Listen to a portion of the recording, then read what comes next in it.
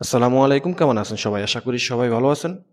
Saudi প্রবাসীদের জন্য এবং ওমরা ভিসাধারীদের জন্য গুরুত্বপূর্ণ একটা তথ্য আজকের। আশা করি তথ্যটা মনোযোগ দিয়ে শুনবেন এবং শেয়ার করে দিবেন ভিডিওটা। চ্যানেলে নতুন হলে চ্যানেলটা সাবস্ক্রাইব করে রাখবেন। প্রথমত বলি যে সৌদি আরবে এখন বর্তমানে এই হজ মৌসুমের রেজিস্ট্রেশন চলতেছে, অর্থাৎ আবেদন চলতেছে। আপনি অনলাইনে আবেদন করতে পারবেন। একমাত্র যারা ইকামা হোল্ডার যারা ইকামাদারী তারাই এই হজের জন্য নিবন্ধন করতে পারবেন। www.nusuk.sa sa এই ওয়েবসাইটে ঢুকে নুসুক প্ল্যাটফর্মের মাধ্যমে আপনি হজের জন্য নিবন্ধন করতে পারবেন।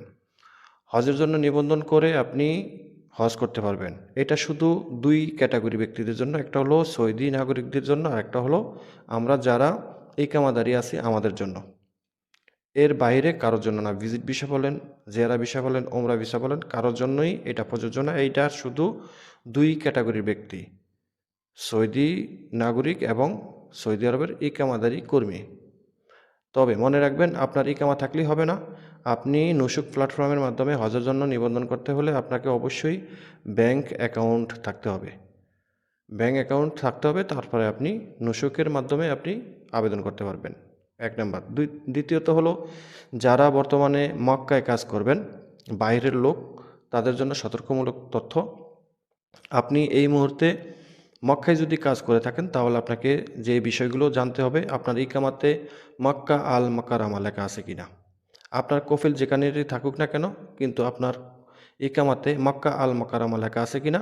যদি মক্কা আল মাকারামা লেখা থাকে তাহলে আপনি মক্কায় কাজ করতে পারবেন, অন্যথায় আপনি কাজ করতে পারবেন না। আর যদি আপনার কফিল কোনো এই কোম্পানির সাথে, অর্থাৎ আপনার কফিল বাইরের অন্য একটা ডিস্ট্রিক্টের, আপনি মক্কায় কাজ করতেছেন অন্য একটা কোম্পানিতে, সেই কোম্পানির সাথে যদি আপনার কফিলের আজিরের মাধ্যমে যদি কোনো কন্ট্যাক্ট থাকে বা ইত্তেফাক থাকে তাহলে আপনি মক্কায় কাজ করতে পারবেন।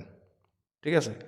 আর আপনাকে বাইরের লোক হয়ে আপনি যদি মক্কায় কাজ করতে হয় তাহলে আপনাকে অবশ্যই তাশরিয়া লাগবে। তাশরিয়া ছাড়া আপনি মক্কায় প্রবেশ করতে পারবেন না। আপনাকে মক্কায় যেতে হলে তাশরিয়া লাগবে। ঠিক আছে? তো এরপরে আসি, যারা ওমরা ভিসাধারীরা যারা সৌদি আরবে এখন বর্তমানে অবস্থান করছেন তারা অবশ্যই এপ্রিলের 18 তারিখের মধ্যে সৌদি আরব ত্যাগ করতে হবে। মনে রাখবেন, 18 তারিখের মধ্যে, এপ্রিলের 18 তারিখের মধ্যে সৌদি আরব ত্যাগ করতে হবে ওমরা ভিসাধারীরা।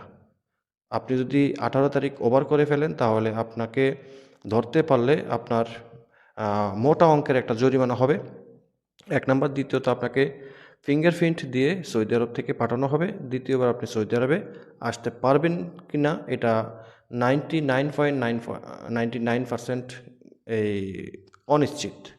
কারণ আপনি উমরা ভিসায় এসে আপনি যদি 18 তাদের নির্দিষ্ট যে তারিখ আছে সে তারিখের মধ্যে যদি সৌদি আরব ত্যাগ না করেন তাহলে আপনি আইনের আওতায় আসবেন, আপনি অবৈধ এবং আপনাকে সৌদি আরব থেকে বিতাড়িত করা হবে, নির্বাসন করা হবে।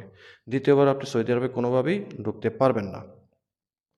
এই হলো বিষয়টা। আশা করি বুঝতে পারছেন। ভিডিওটা শেয়ার করে দিবেন, চ্যানেলটা সাবস্ক্রাইব করে পাশে থাকা বেল আইকনটা অন করে রাখবেন। আল্লাহ হাফেজ।